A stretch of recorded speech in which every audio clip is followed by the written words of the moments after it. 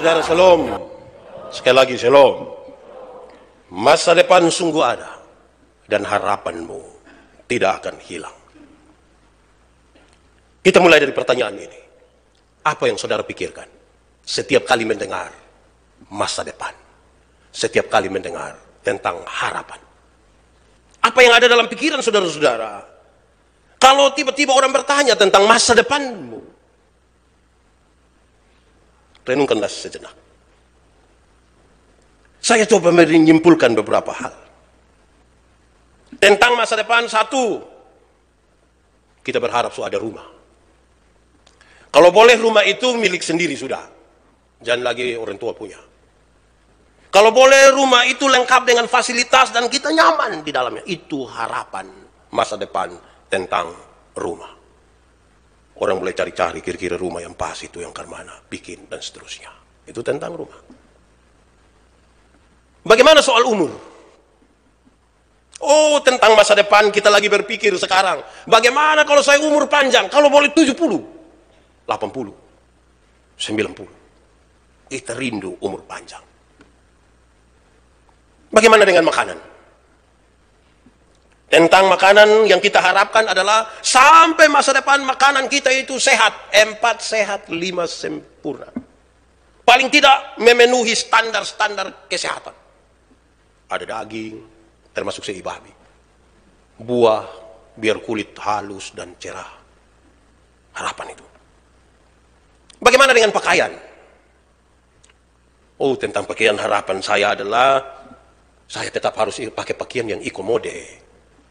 Kalau sekarang semua model yang ketat, saya terus pakailah yang komprang di bawah. Kalau boleh saya pakai yang bermerek. Itu harapan. Bagaimana dengan kekayaan? Apa yang kita harapkan tentang kekayaan kalau nanti kita sampai pada masa depan? Yang kita harapkan tentang kekayaan adalah sedapat-dapatnya kita punya kekayaan yang banyak sekali, berlimpah-limpah, supaya kita bisa wariskan pada anak-anak. Kalau boleh kita punya kekayaan itu diwariskan 7 turunan tidak habis-habis. Itu harapan. Bagaimana dengan keberhasilan anak-anak? Saya kira semua orang tua sangat berharap supaya anak-anak punya usaha yang bagus sekali. Mereka sekolah dengan baik, mereka dengan baik, menikah dengan baik, menikah dengan perempuan baik-baik, laki-laki baik-baik. Ini menantu, ini takut Tuhan, hormat orang tua. Itu harapan. Bagaimana dengan kesehatan? Kita sangat berharap supaya kita tetap sehat. Kalau Tuhan berkenan, kita jangan membebani orang lain karena kita sudah tua dan sakit-sakitan. Yang kita harapkan adalah kita tidak sakit, walaupun mungkin secara fisik kita menurun sedikit, dan kita tidak menderita penyakit yang lama sekali. Itu harapan. Bagaimana dengan cinta kasih? Kita berharap kita tetap dikasihi. Kita tetap punya hubungan yang baik dengan orang-orang yang kita kasih, bahkan dengan semua orang. Itulah harapan tentang masa depan cinta kasih kita. Kita dikelilingi dan diikat dengan cinta kasih. Bagaimana dengan penilaian orang terhadap kita? Apa yang saya dan saudara harapkan kalau satu saat di masa depan itu orang bicara tentang kita? Pasti yang kita mau adalah orang akan mengagumi kita. Orang akan berkata bahwa kita ini orang baik. Dan kalau boleh kita dijadikan contoh. Itu harapan kita. Mungkin saudara akan menyebutkan harapan-harapan yang lain. Tapi di balik itu semua saudara, saya mau mengajak kita merenungkan satu bagian kecil. Apa harapanmu? Apa harapan saudara ketika nanti mati? Masuk surga atau masuk neraka? Kita kan harap masuk surga. Tapi saudara tahu bahwa harapan-harapan di tengah-tengah dunia, mulai dari rumah sampai pada penilaian orang tentang kita, begitu kuat. Menyita perhatian, waktu dan tenaga kita, sampai mungkin beberapa orang melupakan tentang masa depan surga dalam hidupnya. Sejumlah waktu, tenaga, perhatian, pikiran, kita fokus pada masa depan selama di dunia. Dan lupa pada masa depan setelah kematian. Itu harapan-harapan saudara. Kalau itu harapannya, bagaimana sekarang realitas kita? Bagaimana kenyataan hidup sekarang ini? Karena itu begitu penting. Karena jangan sampai kenyataan hidup sekarang ini membawa kita untuk putus asa dan hampir-hampir merasa tidak ada lagi harapan menuju masa depan karena kenyataan hari ini. Kita diarahkan pada dua hal. Hal pertama, kenyataan hari ini kita sementara berhadapan dengan situasi hari ini, tentang keadaan hari ini, tentang apa yang ada di mata kita sekarang. Dan yang kedua, kita sementara diarahkan kepada siapa yang ada di depan kita sekarang. Apa dan siapa yang ada di depan kita. Saya coba bagi-bagi. Pertama, sikap kita terhadap apa yang di depan kita. Sikap kita terhadap apa yang di depan kita. Kita perlu tahu, memang ini khotbah pengantar agak panjang, tapi saya butuh untuk kita paham betul situasi kita sekarang. Apa yang ada di depan kita. Yang ada di depan kita, saya sebut dia dalam dua bagian. Pertama, kalau waktu ini kita sementara sukses. Saya sebut sukses itu adalah kaya, kesenangan, dan sehat. Kita sementara kaya, sehat, dan senang. Kalau itu keadaan yang saudara alami, bagaimana sikapmu sekarang? Saya coba mencatat. Satu, ingat Tuhan. Ada orang yang kaya, sehat, senang, dan ingat Tuhan. Koma. Tapi ada yang kaya, sehat, senang, dan lupa Tuhan. Renungkanlah, kita di bagian yang ingat Tuhan, atau justru dilupa Tuhan. Pada waktu kita sukses, sehat, senang, kaya. Kedua, bersyukur. Pada waktu sehat, senang, kaya ini ada orang yang bersyukur. Terima kasih Tuhan karena saya dapat berkat-berkat. Terima kasih karena saya sehat. Terima kasih karena ada kesenangan yang Tuhan izinkan terjadi. Bersyukur.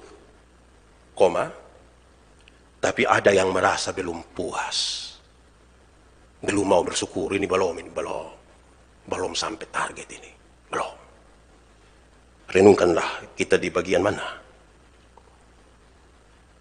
Atau saudara-saudara, di saat kita sukses, kita kaya, kita sehat,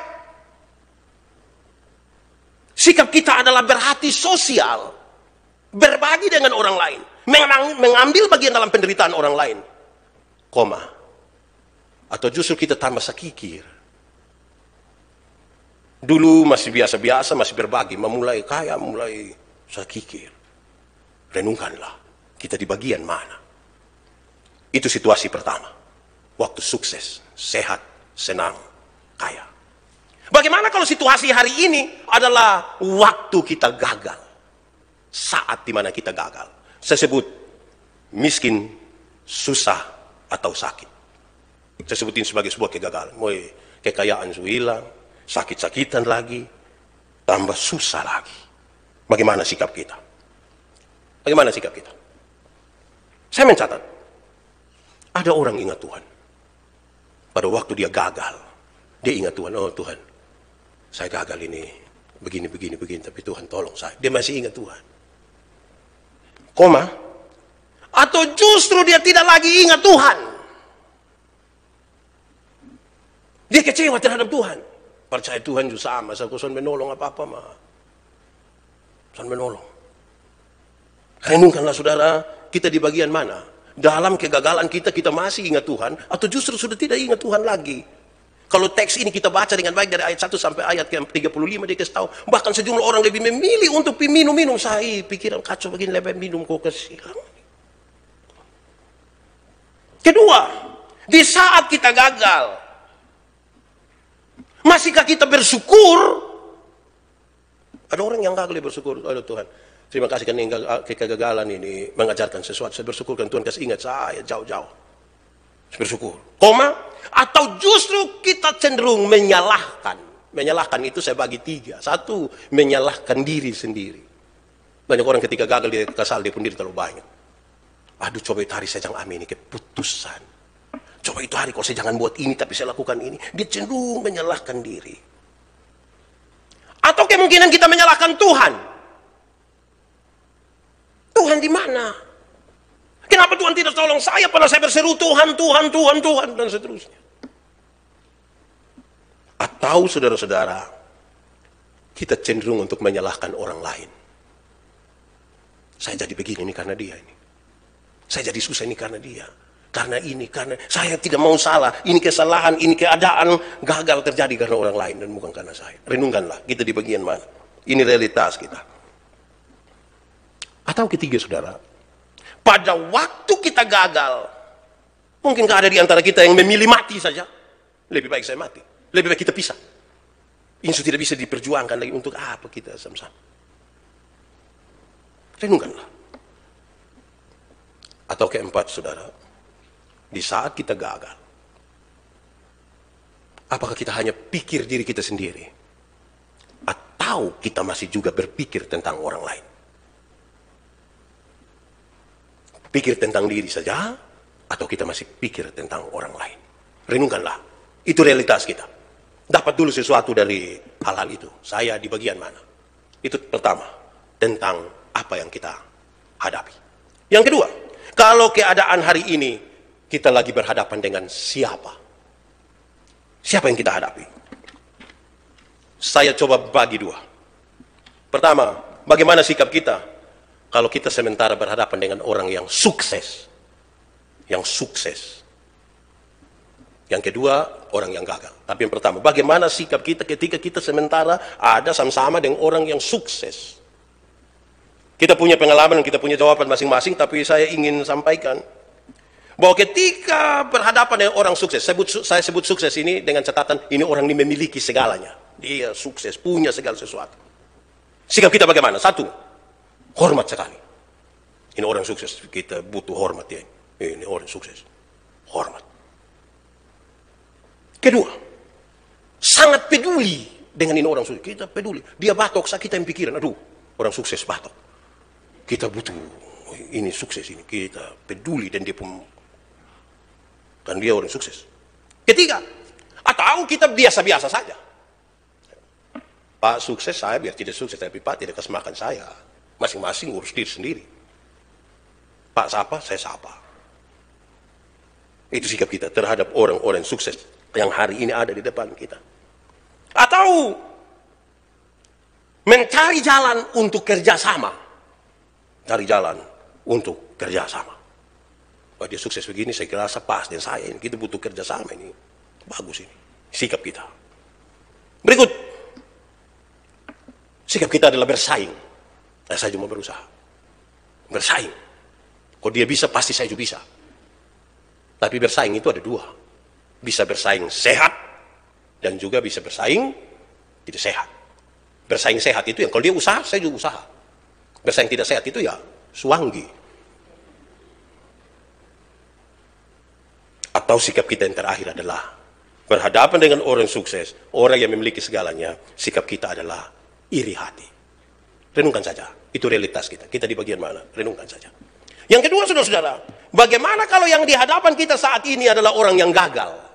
Yang tinggal bersama-sama dengan kita adalah orang yang gagal. Kita sudah gagal lagi, ketemu lagi dengan orang gagal. Hui. Sikap kita bagaimana? Saya coba mencatat satu. Hormat. Masihkah saudara hormat pada orang-orang yang gagal?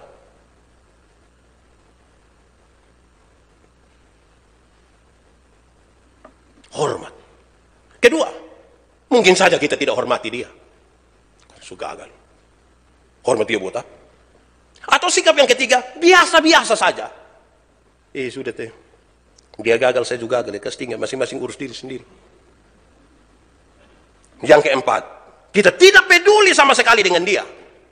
Atau mungkin kita peduli. Sepertinya dia pun poin lebih sedikit dari ketika kita berhadapan dengan orang sukses. Yang dihilangkan di situ adalah satu, iri hati. Kan tidak mungkin kita beriri hati dengan orang gagal, toh? Waktu dia datang cerita kita, dia pun kegagalan, aduh, saya sangat iri hati dengan kakak pun kegagalan nih. Aduh, saya kan tidak mungkin. Tidak mungkin kita iri hati dengan dia. Nah, renungkanlah kita di bagian mana. Sekarang saudara-saudara, mari kita mengerucut pada tema ini. Untuk masuk pada tema masa depan sungguh ada, harapanmu tidak akan hilang, saya mulai dengan bertanya pada saudara. Harapan dan hayalan itu sama kok beda? Ulang. Harapan dan hayalan itu sama atau beda? Beda. Kok di pun tulisan saya beda? Memang beda. Renungkanlah saudara sementara berharap atau berhayal. Karena itu dua hal yang berbeda. Harapan dan hayalan itu dua hal yang berbeda. Yang belum menikah dong berharap kok berhayal. Kalau saudara pikir Korea, itu saudara berhayal. Dan seterusnya. Mari kita lihat. Saudara, Kamus Besar Bahasa Indonesia kasih tahu. Harapan itu adalah sesuatu yang dapat diharapkan. Dapat diharapkan. Sesuatu yang dapat diharapkan. Keinginan yang akan menjadi kenyataan. Dan orang yang bisa diharapkan. Itu harapan. Kata dasarnya harap. Mohon, minta, hendaklah, keinginan supaya sesuatu terjadi. Itu harapan. Berbeda sekali dengan hayalan. Hayal, berhayal, atau menghayal. Beda. Kamus mengatakan, hayal itu lukisan, gambaran dalam angan-angan. Gambaran di angan-angan. Diangan-angankan seolah-olah sementara terjadi. Dia ada makan di dapur. Periuk kotor dong di situ mah. Dia sampai pikir, di dapur tapi serasa di resto kelapa. Itu menghayal. Ada bawa otot trek satu yang putar selengger, tapi dia bilang berasa naik Lamborghini ini. Itu menghayal. Kita lagi bicara tentang harapan, bukan hayalan. Saudara-saudara, lalu tentang harapan, apa yang Alkitab bilang? Kata harapan dalam Alkitab itu merujuk kepada di Perjanjian Lama itu dia pakai dua kata Ibrani, yakal dan kafal. Yang sederhana artinya adalah menunggu. Harapan itu berarti menunggu. Saudara-saudara, lalu kalau memang harapan itu menunggu dalam bahasa Alkitab, kita membaca pembacaan tadi. Amsal 23, 17 dan 18. Di ayat 17 itu sampai 18 saya membayangkan dia hanya ada dua hal. Yang pertama, saudara-saudara, janganlah hatimu iri kepada orang-orang berdosa. Kalau mau ada harapan, ada masa depan, janganlah iri hati pada orang-orang berdosa. Kalau kita sambung itu dengan ayat 18, kita menemukan orang-orang berdosa adalah orang-orang yang tidak takut Tuhan. Orang-orang yang tidak takut Tuhan itu tidak akan punya masa depan. Sekalipun dia sukses, sekalipun dia kaya raya, tapi kalau dia tidak takut Tuhan, dia tidak punya masa depan. Siapakah orang-orang berdosa itu? Dalam kaitan dengan masa depan, saya mengutip dua ayat Alkitab. Satu, Mazmur 37 ayat 38. Mazmur 37 ayat 38, firman Tuhan bilang begini. Tetapi pendurhaka akan dibinasakan bersama-sama dengan masa depan orang fasik. Pendurhaka dan orang fasik tidak ada masa depan.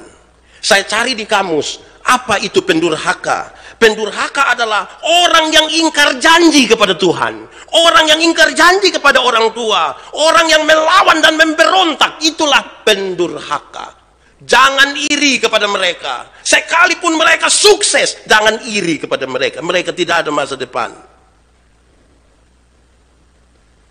Ayat yang kedua, Amsal 24 ayat 20. Karena tidak ada masa depan bagi penjahat, pelita orang fasik akan padam. Tidak ada masa depan bagi penjahat. Kalau dengan kejahatannya dia meraih keuntungan, kekayaan, popularitas, segala sesuatu di dalam kejahatan, dia sama dengan orang fasik. Tidak ada masa depan. Jangan buang-buang waktu, buang pikiran dan tenaga untuk iri hati dengan dia. Jangan. Kita justru kehilangan masa depan. Kita kira Tuhan yang tidak siap, tapi karena iri hati kita kepada orang berdosa, kita menghilangkan masa depan sendiri. Lalu dalam kaitan dengan itu, untuk masa depanmu, pembacaan tadi menjelaskan dengan baik. Takutlah akan Tuhan. Takutlah akan Tuhan karena masa depan itu sungguh ada dan harapanmu tidak akan hilang. Masa depan ada.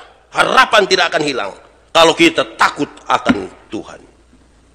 Saya kutip 2 ayat juga untuk menegaskan bagian ini. Mazmur 37 ayat 7. Mazmur 37 ayat 7 firman Tuhan bilang begini, perhatikanlah orang yang tulus. Boleh kita baca sama-sama, 1, 2, 3. Perhatikanlah orang yang tulus dan lihatlah kepada orang yang jujur, sebab pada orang yang suka damai akan ada masa depan. Penjahat tadi, terus orang-orang durhaka, orang-orang fasik dalam kesuksesannya tidak ada masa depan. Yang ada masa depan itu kalau tulus, jujur, dan suka damai. Saya pakai bahasa lain, tidak ada penjahat yang jujur. Tidak ada. Penjahat selalu tipu, pura-pura. Tidak ada orang fasik, tidak ada penjahat yang tulus. Tidak ada. Dan saudara tahu, penjahat tidak cinta damai. Nama saya penjahat. Penjahat mana cinta damai? Tidak ada. Kalau begitu pesan ini menjadi kuat sekali. Mau ada masa depan? Masa depan di dalam Tuhan. Perhatikanlah baik-baik. Jangan iri kepada orang-orang berdosa. Tetapi yang paling harus diperhatikan adalah tulus, jujur, dan suka damai. Saudara tahu bahwa orang yang tidak suka damai itu dia mau hidup sampai masa depan. Karena mana? Tidak suka damai itu kan dia jengkel oleh orang. Oh, tiap hari lihat orang dia jengkel, tiap hari lihat orang dia jengkel. Itu mam tua pakai baju hijau, rok merah, sendal kuning, dia jengkel. Bayangkan kalau tiap hari dia ketemu orang yang menjengkelkan, woi dia sudah sampai masa depan.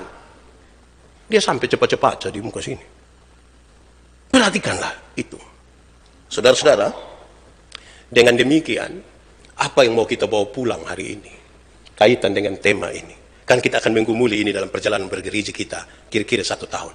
Saudara-saudara, apa yang kita mau bawa pulang hari ini? Supaya kita bergumul menuju kepada masa depan ini. 1. P.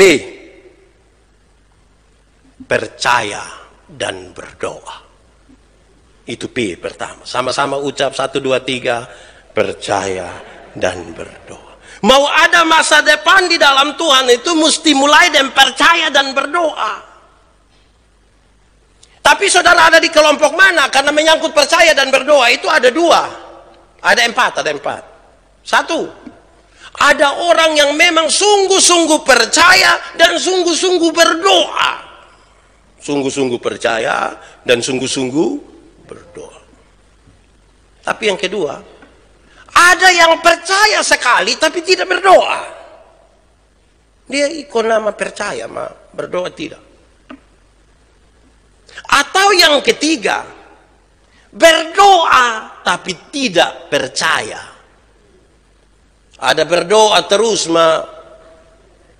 tidak percaya. Dia jam doa rutin. 4:30, 2:30 dia sudah berdoa. Pas orang lari pagi itu dia berdoa. Atau yang keempat, sudah tidak percaya lagi, tidak berdoa.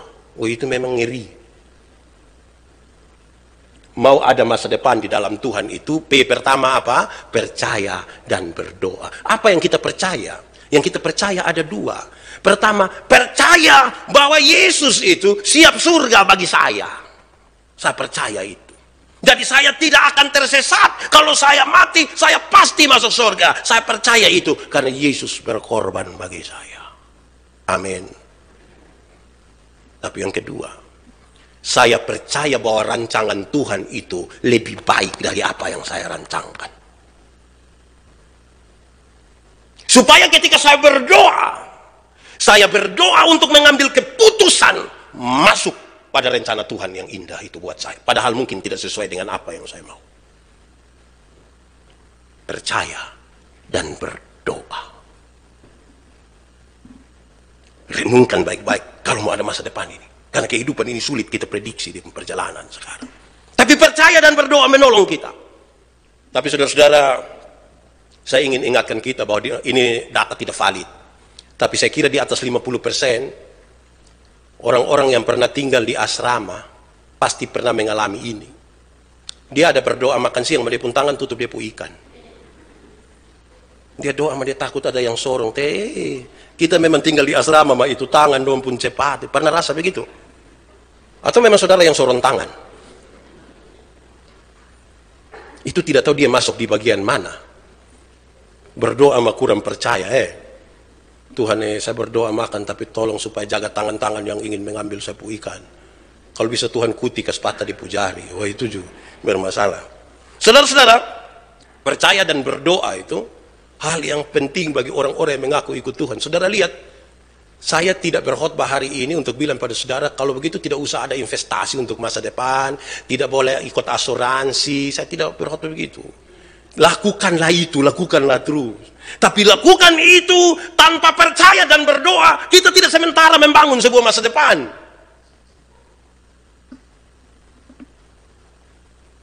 Percaya dan berdoa. Itu P pertama. Kedua, S. S itu apa? Sabar. Menunggu itu kan butuh kesabaran. Sabar. Tadi bercerita yang kolul bempa itu harus sabar dan syukur. Sebab itu, nanti saya tambah. Sabar dan bersyukur. Sebab kalau sabar tidak ada yang syukur, tak ceke. Bersabar itu kan menunggu. Menunggu begini, kalau tidak baik, siap makan siang mah dia khotbah lama lagi. Itu memang sabar, tapi rasa tidak aman itu. Gitu ya. Jadi bersabar dalam syukur. Nah, saudara tahu bahwa bersabar itu sangat berkaitan dengan 3 hal. Bersabar itu sangat berkaitan dengan mau menunggu, mengendalikan diri, dan lebih realistis. Mau menunggu. Ibarat kita tanam jagung, kan bukan tanam langsung patah jagung toh. Kecuali kalau tanam di sini patah di orang pun kebun, bisa. Tapi kalau kita mau tanam untuk makan dari hasil keringat sedikit, ya menunggu. Menunggu itu, saudara-saudara, itu tahan diri. Nih, suka pingin ini tapi tahan. Seperti ibu-ibu hamil itu, kalau dorang sementara hamil itu kan mau tapi ingin makan acar pedis, tapi aduh biar saya tampung-tampung. Pas melahirkan baru gas. Saya kira itu yang penting. Itu penting itu. Makan. Saya lihat ini kita orang-orang ini tahan diri agak susah ya. Don tunggu kapan lampu di bundaran PU hidup. Pas lampu hidup ya langsung menunggu saya itu. Pas lampu hidup, langsung pi. Persis laron itu. Laron masih setengah jam pulang. Kita berjam-jam tidak pulang itu. Pi terus sampai kapan kas mati baru pulang itu. Itu memang mengerikan itu. Menunggu, kendalikan diri. Tapi lebih realistis. Membangun masa depan itu realistis. Dan hari ini memang ada COVID, semua orang terimbas. Kita pun pendapatan menurun. Ya kita belajar bersyukur. Terima itu kenyataan. Berjalan bersama Tuhan itu kira-kira begitu. PS. Sekarang B. Jadi dalam S itu sabar, dan dalam realitas itu berani menerima itu kenyataan itu, kita mensyukuri. Kita memang susah, tapi kalau kita lihat ada orang lain mungkin lebih susah dari kita. Kita makan mungkin masih bisa 1 hari 2 kali, orang lain tidak makan sama sekali. Ya bersyukur. Kita masih bangun lihat istri, lihat suami, lihat anak-anak, bersyukur. Ada orang yang dia bangun dilihat kiri kanan, dia foto sah. Tidak ada orang lain. Jadi bersyukur itu baik sekali. PS. Yang ketiga B. Belajar. B yang ketiga. B itu PS B itu belajar. Saya mendefinisikan belajar adalah perubahan tingkah laku. Perubahan tingkah laku dari tidak tahu menjadi tahu, dari tidak bisa menjadi bisa. Itulah belajar.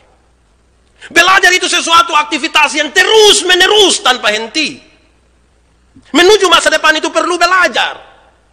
Mungkin juga saya dan saudara akan belajar dari masa lalu, dari kegagalan-kegagalan kita, dari persoalan yang menduka citakan hati kita, yang membuat kita seolah-olah tanpa pengharapan ke masa depan. Belajarlah daripadanya. Saudara, jangan berhenti belajar. Tuhan kasih banyak sekali hal untuk kita belajar padanya, untuk menuju pada hidup masa depan. Dan yang terakhir, B yang terakhir adalah bekerja dengan hikmat. Bekerja dengan hikmat. Kerja harus pakai hikmat. Kita lagi membangun pekerjaan menuju masa depan, sudah dalam percaya, dalam kesabaran, dalam belajar, tapi butuh bekerja dalam hikmat. Jangan kerja tidak pakai hikmat. Tagal dia kira dia dapat panggilan ini, yang dia bangun pelayanan dari jam 6 pagi sampai besok jam 6 pagi. 2 minggu kemudian rumah sakit. Pakai hikmat. Supaya bisa mengatur itu semua dengan baik. Karena Tuhan memberikan kepada kita hari-hari yang bisa kita atur dengan baik. Dengan hikmat yang Tuhan kasih. Saya menyebutkan hikmat itu adalah keahlian pada tempatnya. Bekerja pada tempatnya. Dengan seluruh keahlian yang Tuhan kasih pada kita. Pada tempatnya, pada waktunya, pada batas-batasnya, dan seterusnya. Saudara-saudara, kalau demikian, PSBB tadi kita suruh, kalau bisa jangan hanya bekerja biasa, bekerja keras dengan hikmat yang Tuhan kasih. Maka sekarang kita memahami betapa pentingnya hari ini bagi saya dan saudara. Kita lagi bicara masa depan, tapi betapa pentingnya hari ini bagi saya dan saudara. Kenapa hari ini penting? Saya coba menuliskan 3 ungkapan tentang hari ini. 1. Kita hanya hidup hari ini karena masa lalu itu kita renungkan pada hari ini. Kita kenangkan pada hari ini. Dan masa depan itu kita siasati mulai hari ini. Betapa pentingnya hari ini. Saudara punya masa lalu? Masa lalu itu kan kita ingat pada hari ini. Kita berjalan menuju masa depan. Dan kita mensiasati masa depan itu pada hari ini. Sehingga jangan sia-siakan hari ini. Dengan apa yang ada pada kita. Jangan sia-siakan hari ini. Dengan orang-orang yang ada di hadapan kita. Jangan sia-siakan. Saya tidak suka kalau ketika kita suami istri masih hidup sama-sama, tidak saling memperhatikan.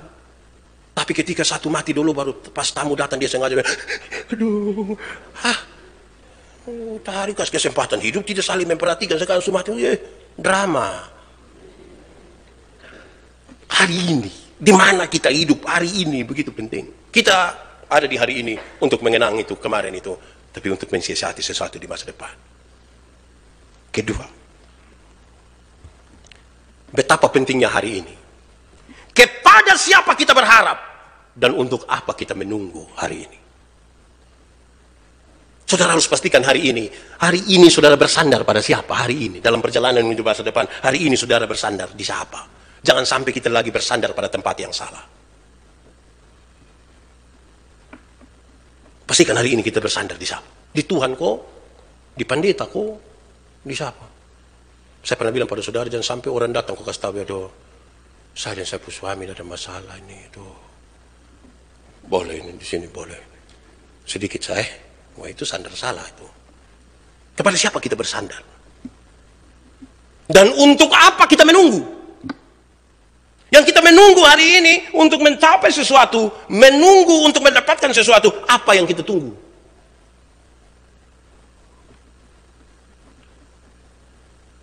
Satu hari sebuah anak datang bilang ke saya, Bapak bisa janji di kakak kok tidak? Saya bilang kenapa? Bapak janji kok Sone kalau misalnya apa omong saja. Kau berjanji susah apa? Bapak janji kok tidak kalau besok-besok kalau misalnya itu artis Korea dong datang konser di sini, Bapak suruh saya nonton bisa? Wih, kita bilang anak berdoa, saya berdoa. Apa yang kita harapkan? Jangan kita terlanjur berharap pada hal-hal yang sementara saja, tapi kita lupa pada hal yang punya kekekalan, punya nuansa kekekalan. Dua-dua harus menjadi masa depan orang-orang percaya. Ketiga, dalam Tuhanlah masa depan itu sungguh ada. Karena apa? Karena Tuhan berjalan mendahului waktu. Garis bawah itu kalimat terakhir. Tuhan berjalan mendahului waktu. Masa lalu kita belum ada, Tuhan sudah ada. Kita ada di hari ini di mana Tuhan ada. Dan sebelum kita sampai pada masa depan itu, Tuhan sudah ada di masa depan. Dan karena itu demi nama Tuhan saya ingin sampaikan pada kita. Hanya di dalam Tuhanlah masa depan itu ada.